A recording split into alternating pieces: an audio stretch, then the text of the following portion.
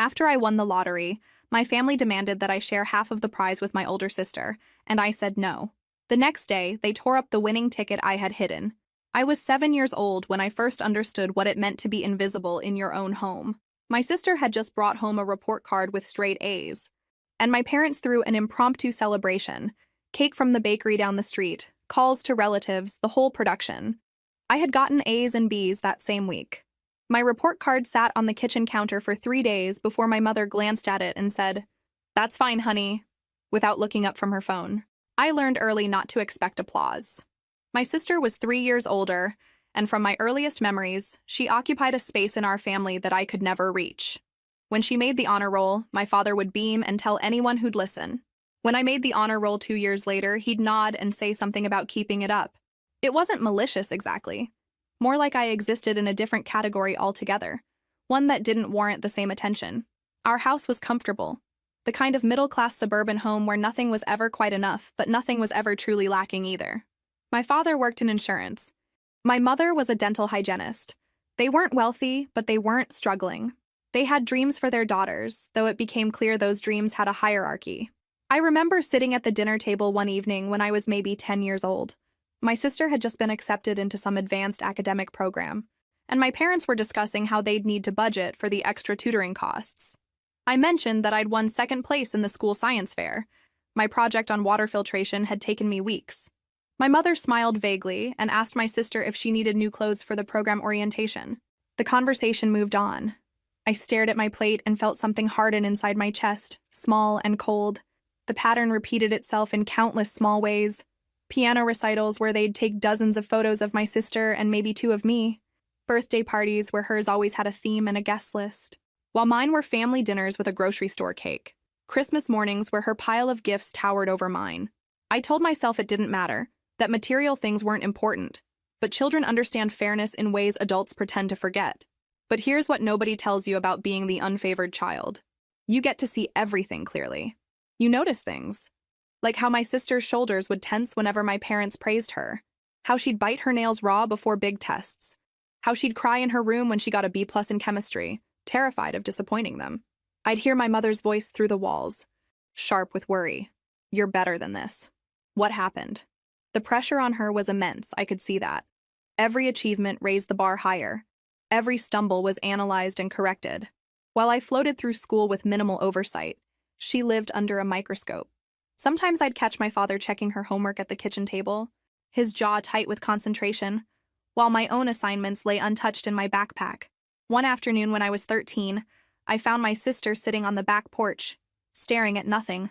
She'd just gotten her driver's license on the first try, something my parents had celebrated with a new car they'd been saving for. I sat down next to her, expecting her to be happy.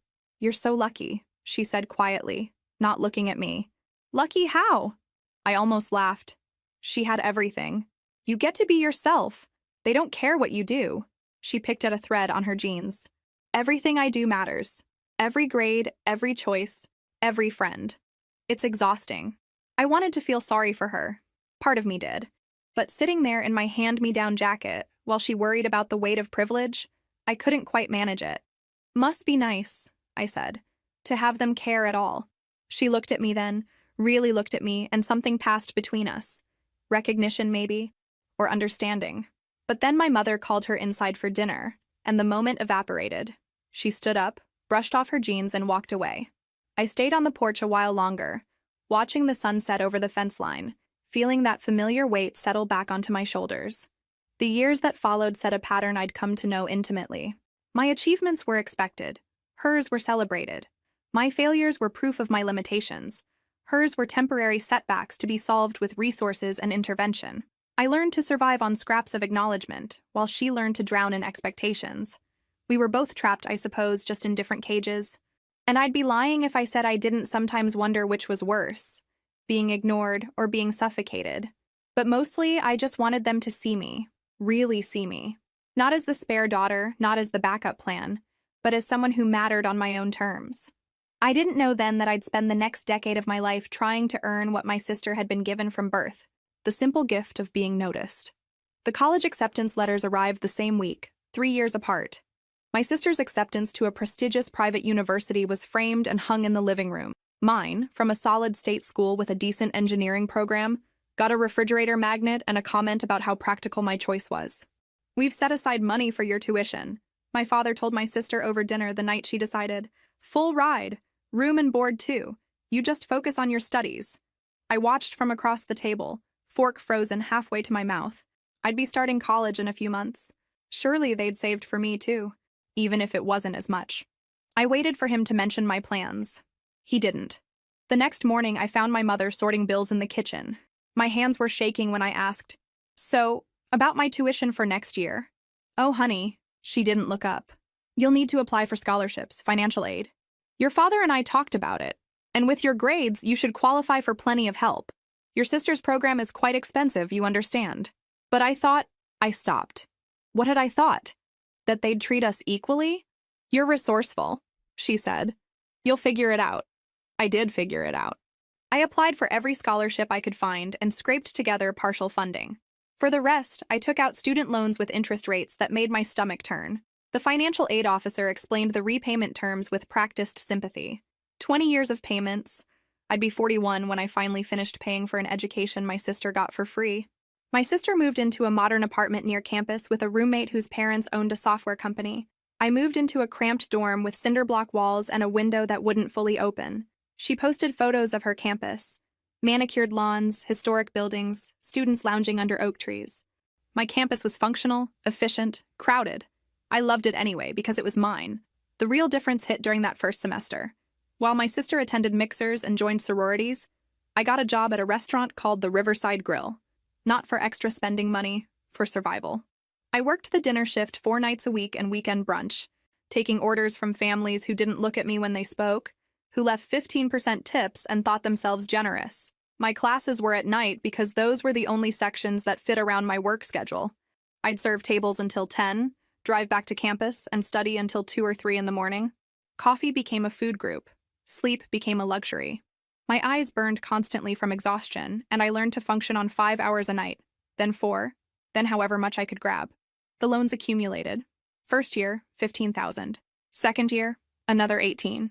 The numbers piled up like sandbags against a flood. I went home for Thanksgiving our second year. My sister had gained weight. The dining hall and late-night pizza, she joked. She looked healthy, rested. I'd lost 12 pounds I couldn't afford to lose, and there were permanent shadows under my eyes that no amount of concealer could hide. "You look tired," my mother observed over dinner. "I work 40 hours a week on top of classes," I said flatly. "I'm always tired." "Well, that's character building," my father said. "Your sister doesn't have time for a job with her course load. It's quite demanding." I took engineering classes. At night, after working a full shift, but I didn't say that. I'd learned that defending myself only made me look defensive.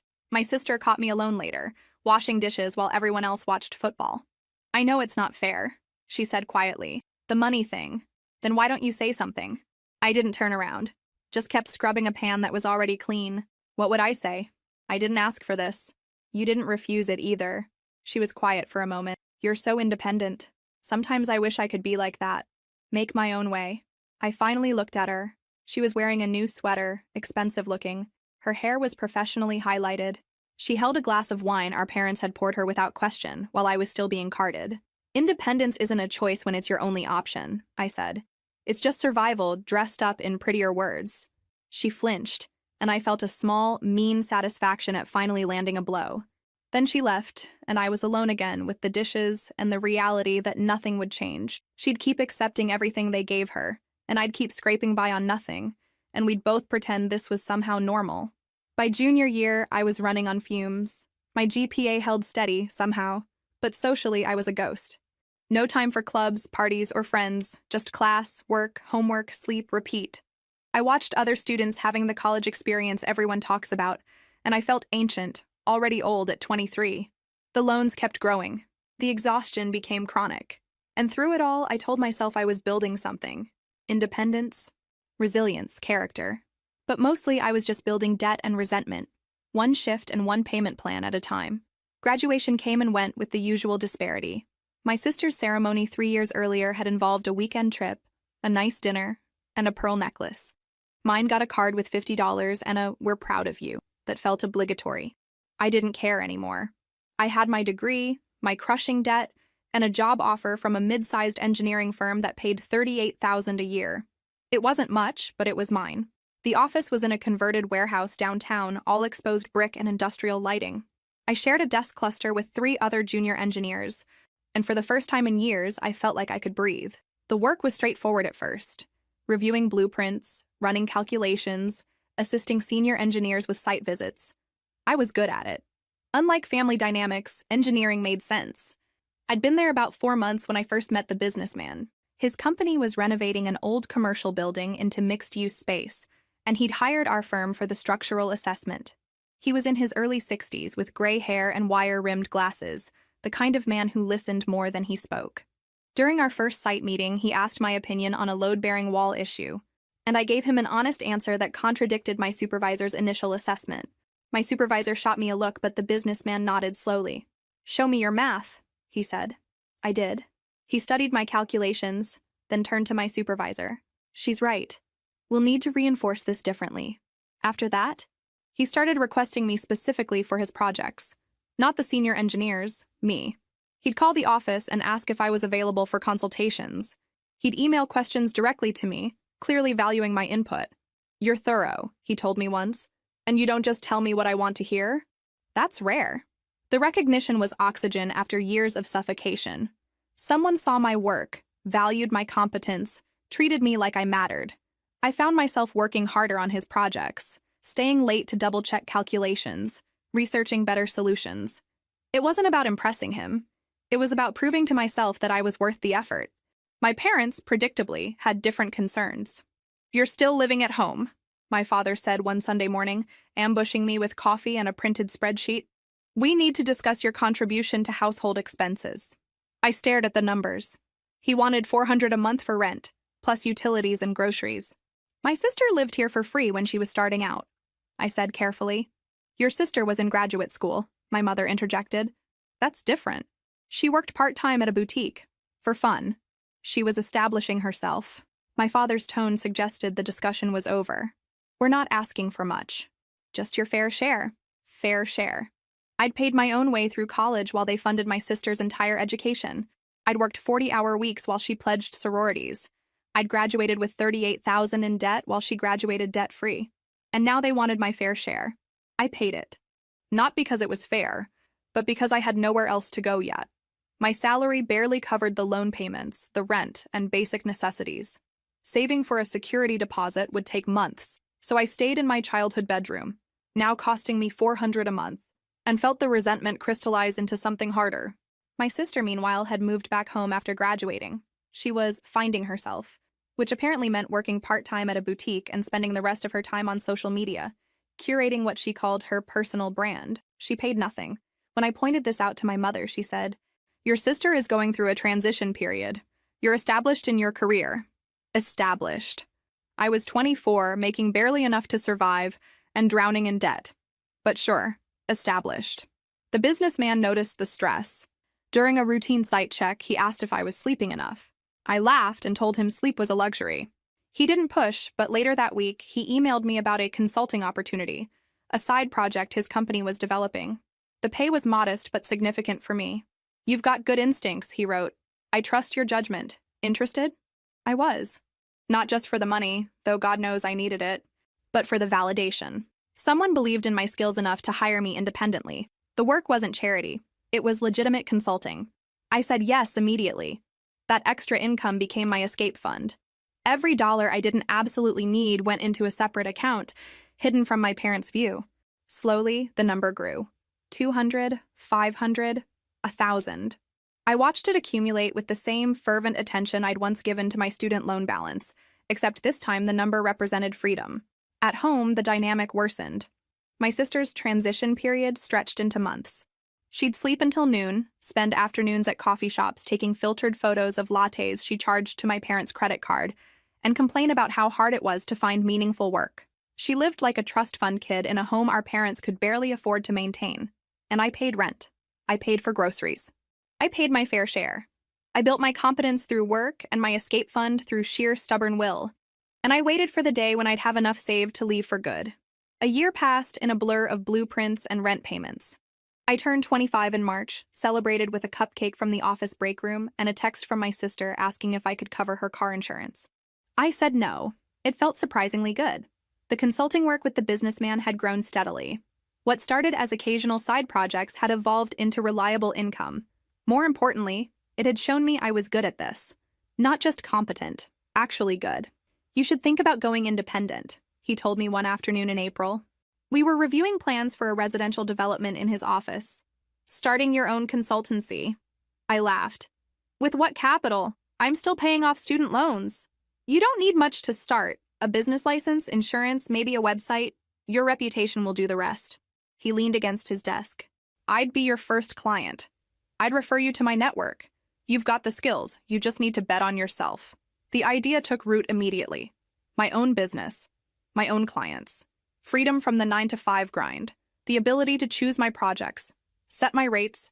Build something entirely mine. I spent 3 weeks building a business plan. Not a vague outline, but a real plan. Projected expenses, potential clients, marketing strategy, timeline for profitability. I researched LLC formation, insurance, and pricing.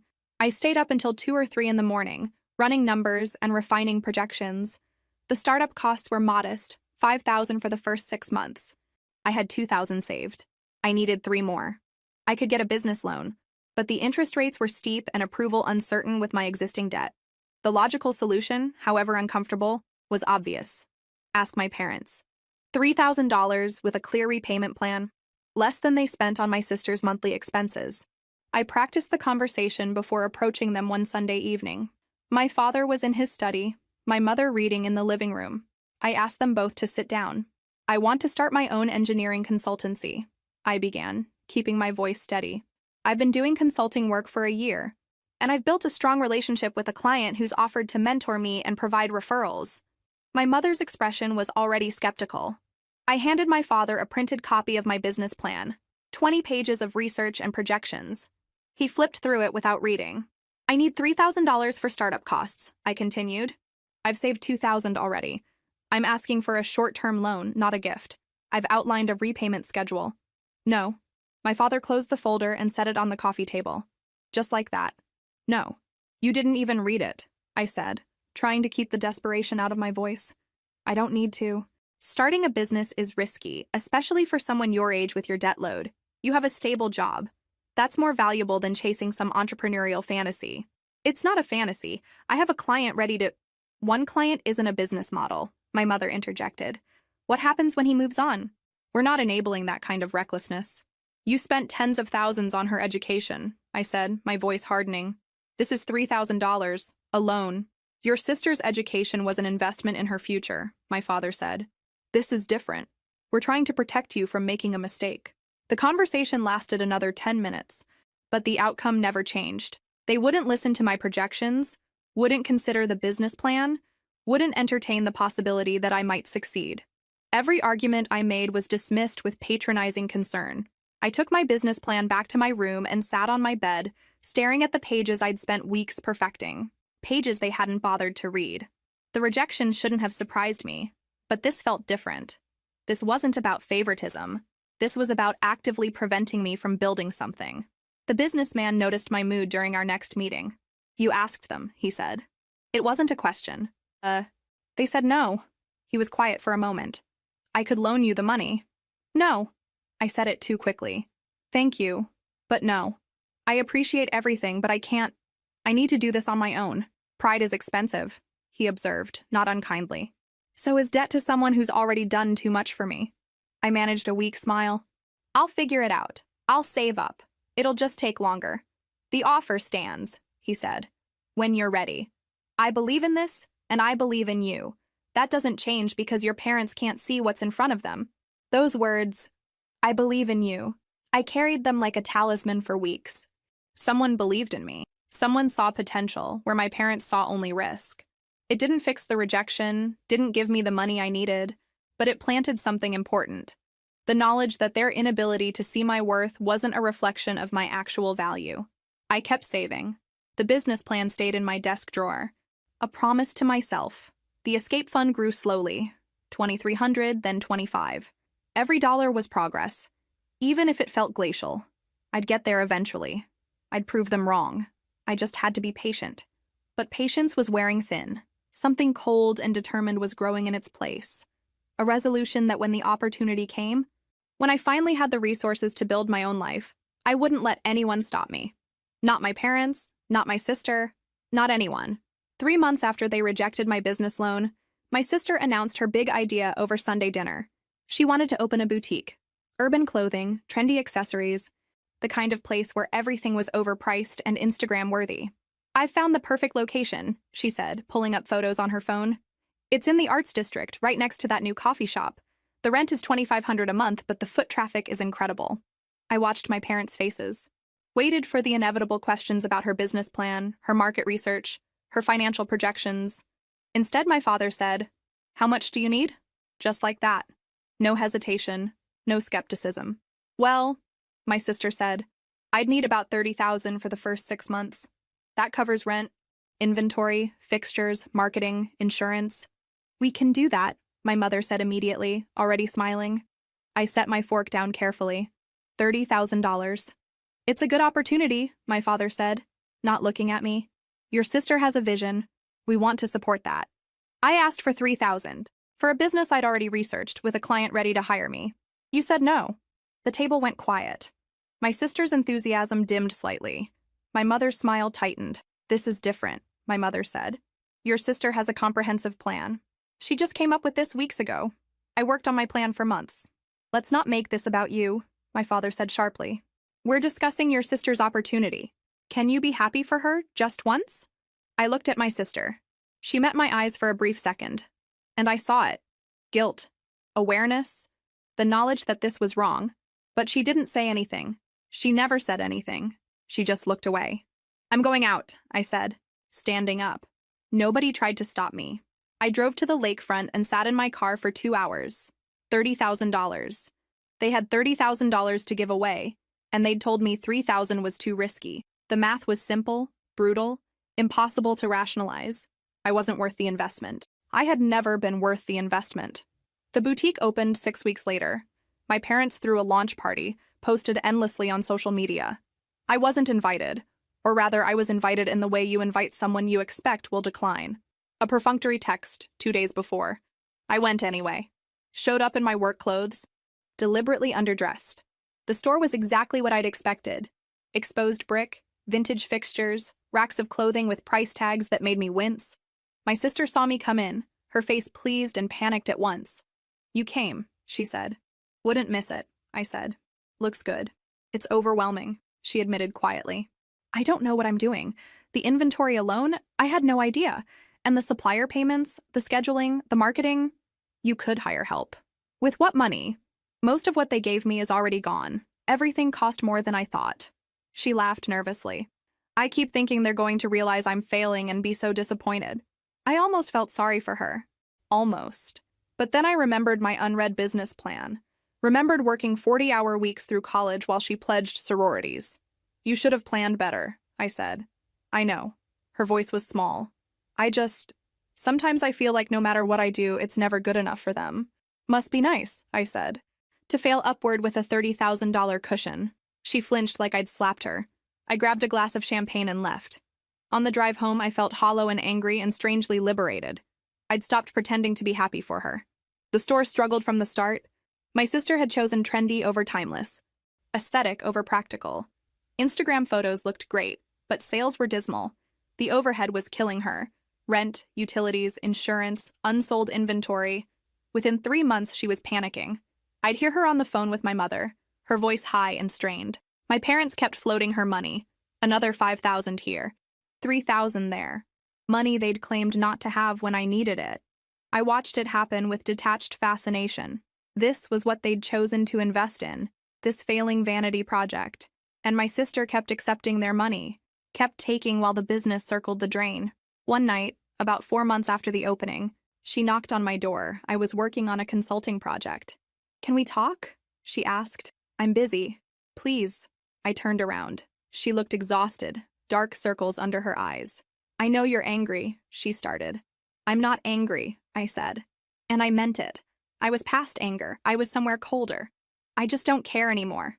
"That's worse." She sat on my bed without invitation. I know I should have said something about the money, about everything. I know it's not fair. So say something now. Tell them to help me too. She was quiet for a long moment.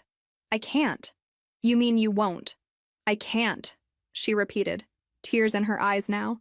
If I push back, if I question anything, you don't understand the pressure.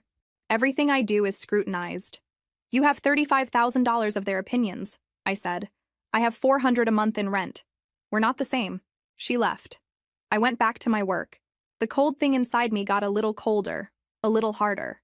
And I kept saving, kept planning, kept waiting for my chance to escape. The lottery tickets started as a joke to myself. I was 26, living in my childhood bedroom, paying rent to parents who'd given my sister $35,000 while refusing me $3,000. My escape fund had grown to $3,000, but apartment security deposits in this city required at least double that. I was stuck. Every Friday on my way home from work, I'd stop at the convenience store on Maple Street. $5, sometimes $10 if it had been a particularly bad week.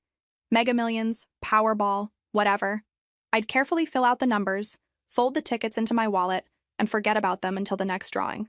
It wasn't about winning. Not really. It was about 30 seconds of possibility between buying the ticket and reality setting back in. 30 seconds where I could imagine a life where money wasn't a constant calculation, where I could start my consultancy without begging, where I could leave this house and never look back. My sister noticed first. I was at the kitchen table one Saturday morning, checking the previous night's numbers on my phone. She walked in for coffee, saw the ticket in my hand, and laughed. You buy those things? She poured herself a cup, adding expensive creamer my parents bought specifically for her. That's just a tax on people who can't do math, says the woman whose business lost $8,000 last month, I said, without looking up. Her face went tight. At least I'm trying to build something real. You're literally throwing money away on a fantasy. Isn't that what your boutique is? She left the kitchen without another word. But she told our parents because of course she did. That night at dinner, my father brought it up with the kind of concern that felt more like judgment. Your sister mentioned you've been gambling, he said. Lottery tickets. It's not gambling, it's $5 a week. That's $260 a year, my mother added. You could be putting that in savings. I almost laughed. You gave her $35,000 for a failing business. I buy $10 in lottery tickets a month. We're not going to have this conversation. That money was an investment in your sister's future, my father said. This is just hope, I interrupted. It's hope. That's what I'm buying, and it's my money. The judgment in their silence was deafening. My sister looked down at her plate, a small smile playing at her lips. She'd successfully redirected their disappointment onto me. The lottery tickets became a running joke in the house.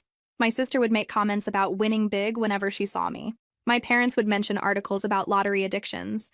But sure, my $10 in lottery tickets was the real problem. At work, I tried to keep it private. But the businessman noticed during one of our site meetings. A lottery ticket fell out of my notebook. He picked it up, glanced at it, and handed it back without comment. The next week, he brought it up over coffee. We were discussing timeline projections, sitting in a cafe near the construction site. The lottery ticket, he said. You do that regularly?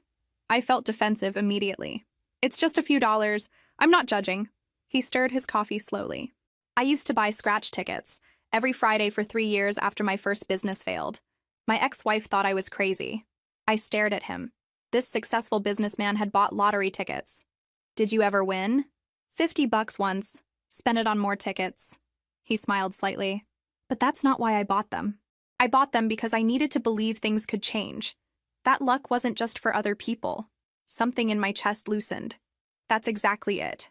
We all need hope, he said. The form it takes doesn't matter much. Some people pray, some people buy lottery tickets, some people work themselves half to death. You do all three.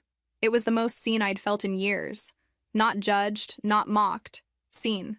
I believe you'll get there, he continued, with or without the lottery. You've got drive, intelligence, work ethic. You're building something even if your family can't see it. The consultancy will happen. Maybe not on their timeline, but on yours. I had to look away because my eyes were burning. Thank you. Don't thank me. Just keep going. And if buying lottery tickets gets you through the week, buy the damn tickets. After that conversation, I bought the tickets with less shame. They were mine. My small rebellion. My weekly ritual of possibility. Every Friday, same convenience store, same routine. The clerk started to recognize me. My sister's boutique continued to fail. My parents continued to bail her out.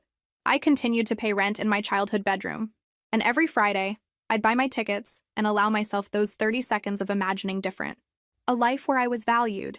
A life where I was free. I never expected to win. That wasn't the point. The point was refusing to give up hope, even when hope seemed stupid. The point was believing that somewhere, somehow, things could change. I just didn't know it would happen so soon. It was a Friday in late September, unseasonably warm for autumn. I'd had a particularly terrible day. My sister had called during a client meeting, crying about needing money for her lease payment. My mother had texted asking if I could loan her $300 to help out. When I said no, she'd called me selfish. I stopped at the convenience store on Maple Street like always. The clerk nodded at me. We'd developed that wordless familiarity. I filled out a quick pick for Powerball, added $5 for Mega Millions, and barely glanced at the numbers. At home, my sister was in the living room on her laptop, probably updating her boutique's Instagram. My parents were in the kitchen discussing their dwindling retirement account. Conversations that always circled back to how my sister's store would turn around soon. I went to my room, tried to focus on a consulting project. Couldn't. The texts from my mother kept coming. Your sister is really struggling. We all need to pull together. It's just $300. Around 8, I gave up and turned on the TV. The lottery drawing was on. Background noise while I scrolled through job listings. The numbers started appearing, and out of habit, I pulled the Powerball ticket from my wallet. First number matched. Second, third, fourth. My heart started pounding. Fifth number. Sixth, all 6 numbers. Perfect match. $3 million. I stared at the TV, then at the ticket, then back. They were already moving on to the next segment. My hands were shaking so badly I almost dropped the ticket. $3 million. My first instinct was to scream, to run downstairs and tell everyone. But something stopped me. Maybe it was the months of being dismissed and mocked. Maybe it was my mother's texts demanding money while sitting on $35,000 they'd given my sister. Maybe it was just self-preservation. I sat there for 10 minutes just breathing. Then I Googled what to do if you win the lottery.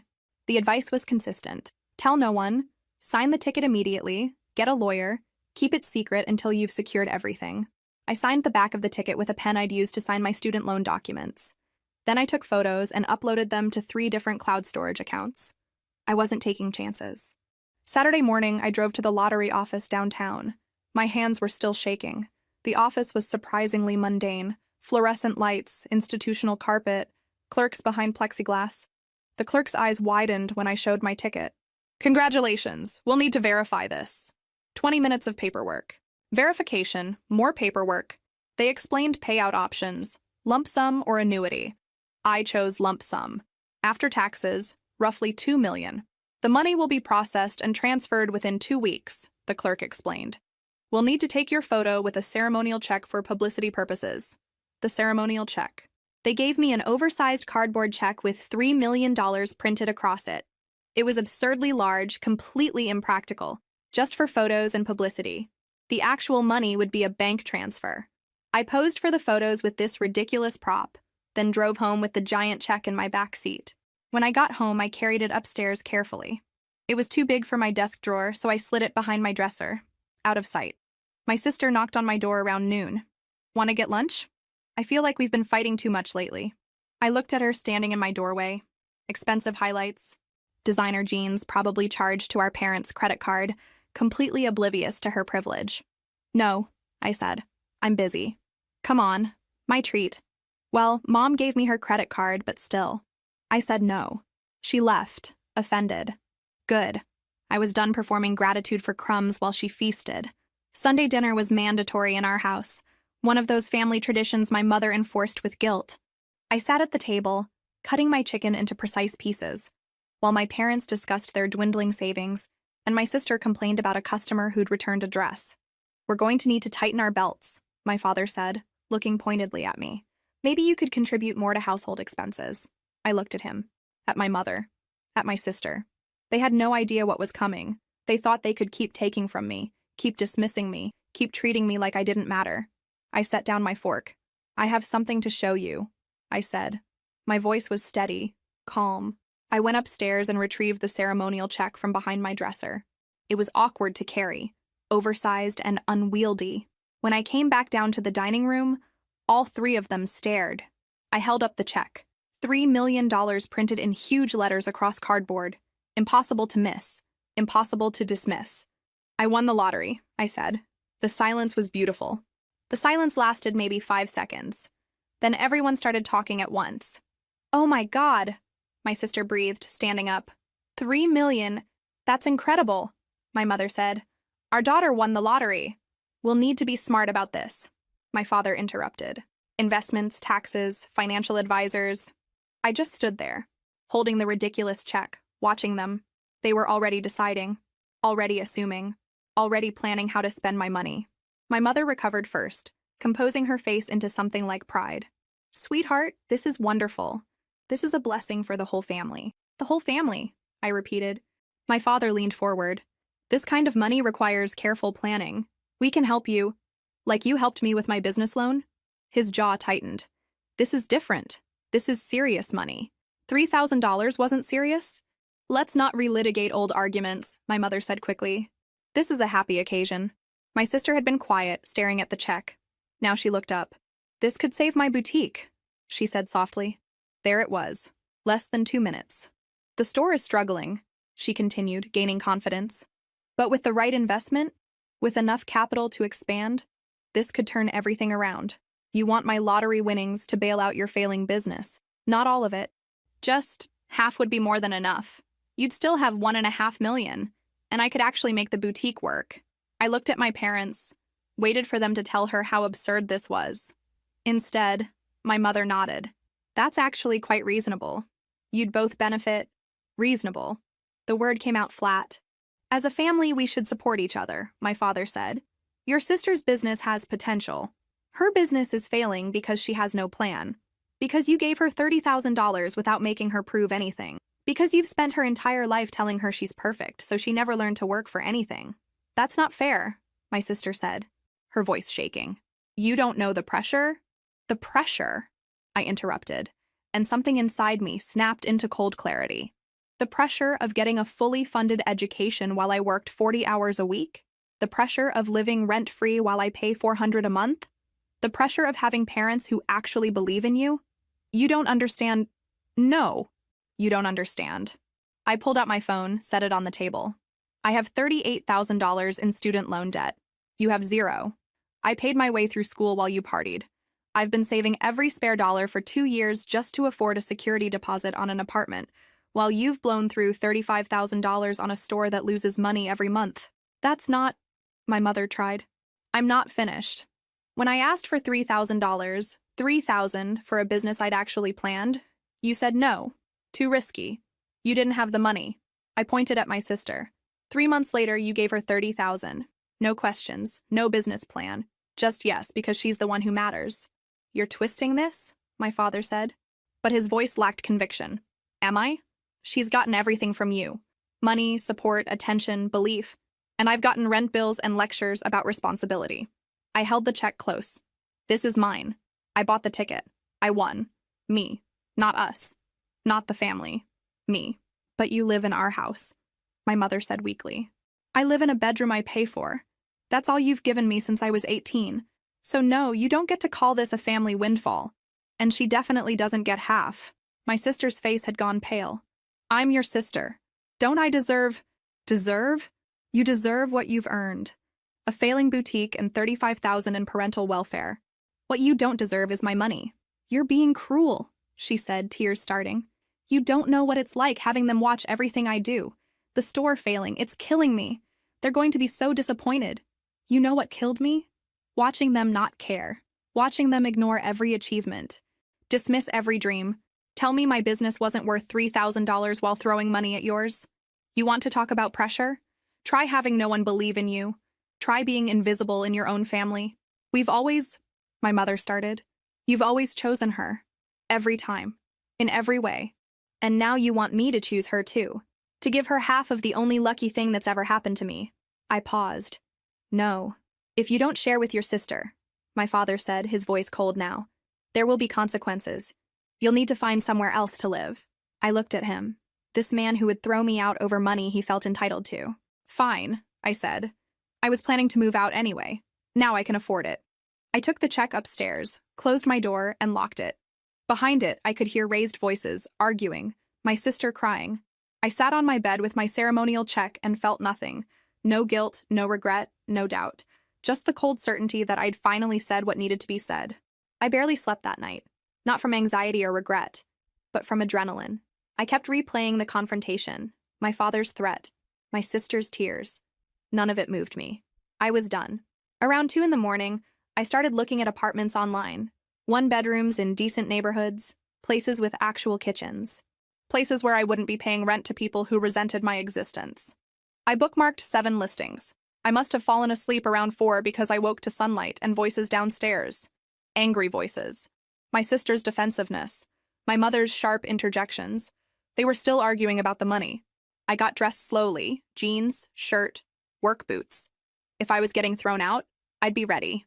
I packed my laptop, important documents, my grandmother's ring. The essentials fit in my work bag. When I finally went downstairs around 9, the house was quiet. Too quiet. The silence felt calculated. I walked toward the dining room and stopped in the doorway. They were all there. My father, my mother, my sister.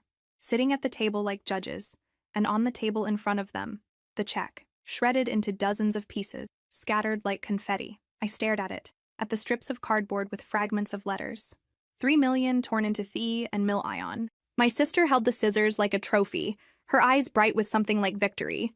There was wildness to her expression, desperation masquerading as power.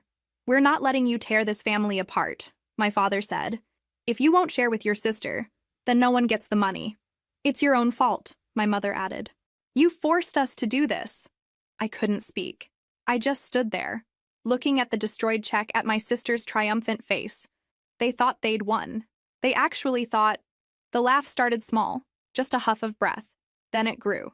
I tried to stop it, pressed my hand over my mouth, but it kept coming. Laughter. Real, genuine, almost hysterical. The kind that makes your eyes water. What's so funny? My father demanded, voice losing certainty. I couldn't answer. I was laughing too hard, tears streaming down my face. I bent over, hands on my knees, trying to catch my breath. Every time I looked at their confused faces, I laughed harder. Stop it, my sister said, but there was tremor in her voice now. I straightened up, wiping my eyes. You destroyed the ceremonial check, the fake one, the cardboard prop they give you for photos. The color drained from my sister's face. She looked down at the scissors, then at the destroyed check, then back at me. No, she whispered. That was just cardboard, I continued. A prop. You destroyed a worthless piece of cardboard. My father stood up abruptly. You're lying. Am I? I pulled out my phone, showed them the official paperwork, the confirmation email, the deposit schedule. $2 million. After taxes. Direct deposit. Should hit my account by next Friday. The real ticket was processed 2 days ago. My mother made a sound like a wounded animal. But I said I won $3 million. I didn't say that check was the actual prize. That's what they give you for the photo op. The real money is already mine. My sister dropped the scissors. They clattered against the table. This isn't fair, she said, voice thick with tears. You tricked us. I didn't trick you. You assumed. You got greedy, vindictive, and stupid. You destroyed something without knowing what it was. You let us, my father started. I let you show exactly who you are. I let you prove that when you can't control me, you'll try to hurt me instead. Thank you for making this easier. I looked at each of them. My father, red-faced. My mother, pale. My sister crying, her triumph curdled into humiliation. I'm leaving, I said. Today. I'll be out by this afternoon. Where will you go? My mother asked weakly. Anywhere but here. I paused. Oh, and the boutique. It's going to fail. Not because I didn't help, but because it was always going to fail. You can't buy competence. You can't fund work ethic. My sister sobbed harder. Good. I went upstairs and started packing. Behind me I could hear them talking, arguing, crying. But their voices were already fading, becoming irrelevant. In my bag, clothes, important papers, laptop, my escape fund, my phone, the business plan I'd written a year ago. I took one last look at my childhood bedroom, at the walls I'd stared at through sleepless nights, at the desk where I'd studied and planned and dreamed of escape. It was just a room. It had never been home. Home was supposed to be safe. Home was supposed to be where people saw you, valued you. This was just the place I'd survived until I could leave. I picked up my bags and walked out. I made it halfway down the stairs before my mother appeared at the bottom, blocking my path. Her makeup was smeared from crying. "Please," she said. "Please don't go like this. We can talk. There's nothing to work out." I adjusted my bag. "Excuse me. You're overreacting. We made a mistake. You destroyed what you thought was my lottery ticket out of spite, because I wouldn't give half my winnings to subsidize my sister's failing business. That's not a mistake. That's who you are." We were angry. People do things when they're angry. Angry about what? Angry that I finally said no? Angry that for once I have something you didn't give me and can't take away? She flinched. "We've always loved you. You've loved the version of me that did what you wanted. The quiet one who didn't complain, didn't ask for much. That version was very convenient." My father appeared from the living room. "You can't just walk away from family. Watch me. We're cutting you off," he said, voice hard. "No more contact. No more help. I've been on my own since I was 18. The only difference is now I won't be sending you rent checks." My sister came down the stairs behind me, her face blotchy from crying. She looked younger, stripped of her usual presentation. "Wait," she said, voice small. I turned to look at her, waited. "I'm sorry," she said, halting. "I'm sorry we destroyed the check. I know it wasn't fair. I know I've gotten more than you. I know you're right." "Okay," I said. Not forgiven, just acknowledged. "But if you leave," her voice broke. "If you leave, I don't know what I'll do. The store is failing, and I don't know how to do any of this without them, without help. I've never had to." There it was. The confession I'd always known but never heard spoken. My sister had no idea how to function independently. They'd given her money but not tools, privilege but not skills. "That's not my problem," I said truthfully. "But you could teach me. You know how to survive. You could help me?" "No." The word was final. "I spent 26 years watching you get everything while I got nothing. I'm not going to spend the next 26 teaching you how to be the person you should have become on your own." "That's cruel," my mother said. She's struggling. She's struggling because you never let her struggle. You smoothed every path, solved every problem, funded every failure. You created this." "We don't have any money left," my father said quietly. "We gave it all to her. Our savings are gone. We were counting on your lottery money to—" I stared at him. "You were counting on my lottery money to recover from your bad financial decisions?" His silence was answer enough. "What are we supposed to do?" my mother asked. "Figure it out. The same way I figured out how to pay for college. The same way I figured out everything, because asking you for help was never an option." I walked past my mother, heading for the door. My sister followed. "At least tell me how," she said desperately. "How do I make the store work?"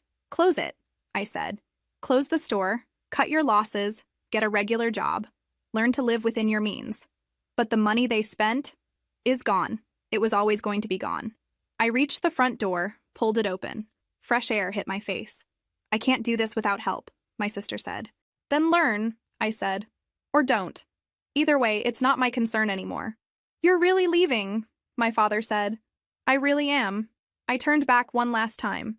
"For what it's worth, I hope you figure it out.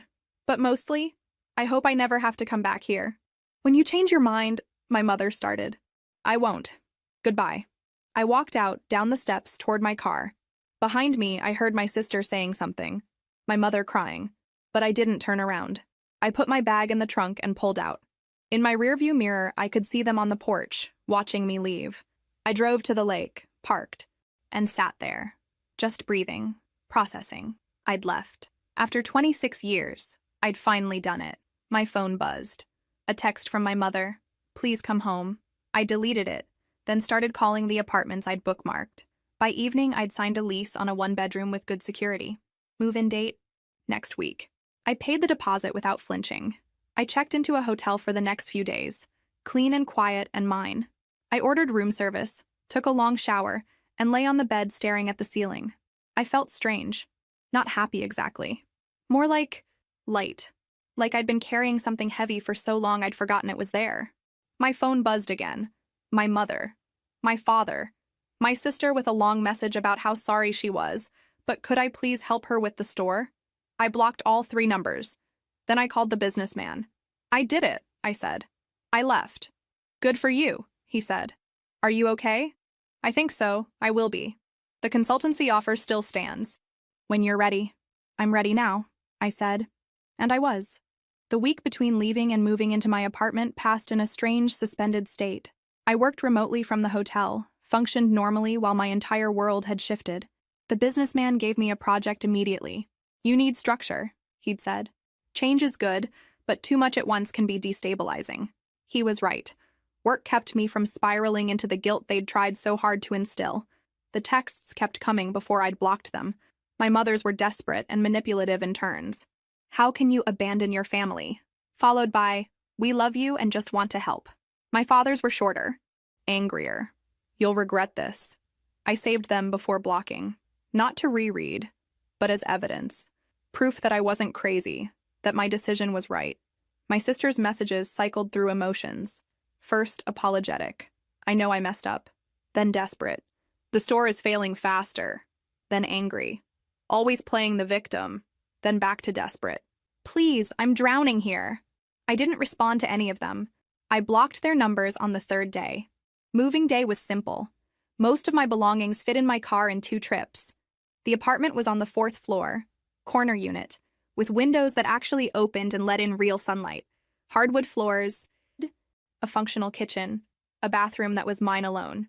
I stood in the empty living room that first day and felt something crack open in my chest. Not breaking, opening. I bought furniture slowly, deliberately. A couch I actually liked. A desk for my home office. A bed frame that didn't squeak. Each one felt like a declaration. This is mine. The lottery money hit my account on schedule. $2 million minus taxes. I contacted a financial advisor immediately. Within a week, I had an investment strategy. Half went into conservative investments. A quarter into savings. The rest was working capital. I paid off my student loans in a single transaction. $38,000 gone in seconds. I watched the balance drop to 0 and cried. Relief tears. The weight I'd carried for 8 years disappeared. 3 weeks after leaving, a new number started calling. I answered once, stupid with hope. It was my sister. "Don't hang up. Please just listen." I should have hung up. Instead, I waited. "They're blaming me," she said, crying. "Mom and Dad. They're saying the boutique failed because I didn't try hard enough, because I refused to learn. They're saying if I'd been more like you..." Her voice broke. "They're actually saying I should have been more like you." I could believe it. When the golden child fell, someone had to take the blame. "They won't help me anymore," she continued. "I asked them to cover next month's rent on the store, and they said no. They said I need to figure it out myself, the way you did. But I don't know how. It wasn't fair when you got everything and I got nothing," I said flatly. "But you didn't care then." "I was young. I didn't understand." "You're 29 years old. You understood. You just didn't care because it benefited you. How did you get this number?" "I went through Mom's phone." "Please, you have to help me." "Good.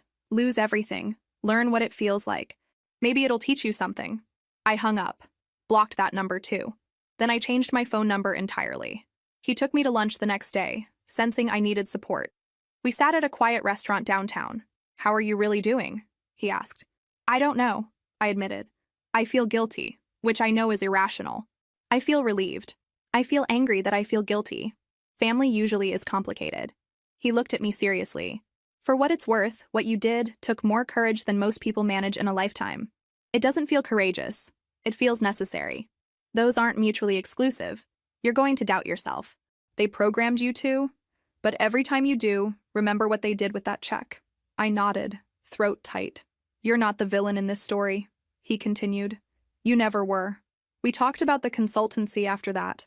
Real plans, real timelines. He had 3 clients ready to work with me, enough to sustain the first 6 months. Not charity. These clients needed expertise I had. For the first time in my life, someone's confidence in me felt earned rather than conditional. He believed in me because of what I could do. I went home that night to my apartment, my space, my new life. No voices down the hall. No criticism disguised as concern. No comparisons.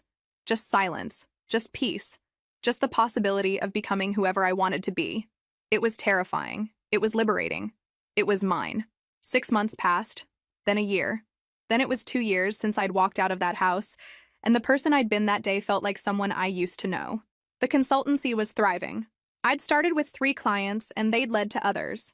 Word of mouth in the engineering community was powerful. I had a waiting list now. The daughter who wasn't worth a $3,000 loan had a client waiting list. I hired my first employee after 18 months. A young engineer fresh out of school, bright and hungry. I paid her well, gave her real responsibilities, made sure she knew her value. My apartment still felt like a miracle some mornings. I'd wake up in my own space with no one to answer to and feel profound gratitude. I'd bought art for the walls. Plants I actually kept alive. A coffee maker that represented freedom. The family's attempts at contact had dwindled over time. The first few months were relentless. New numbers, emails, letters. Eventually, the attempts became sporadic. A text on my birthday. We miss you. An email at Christmas. The door is always open. I never responded.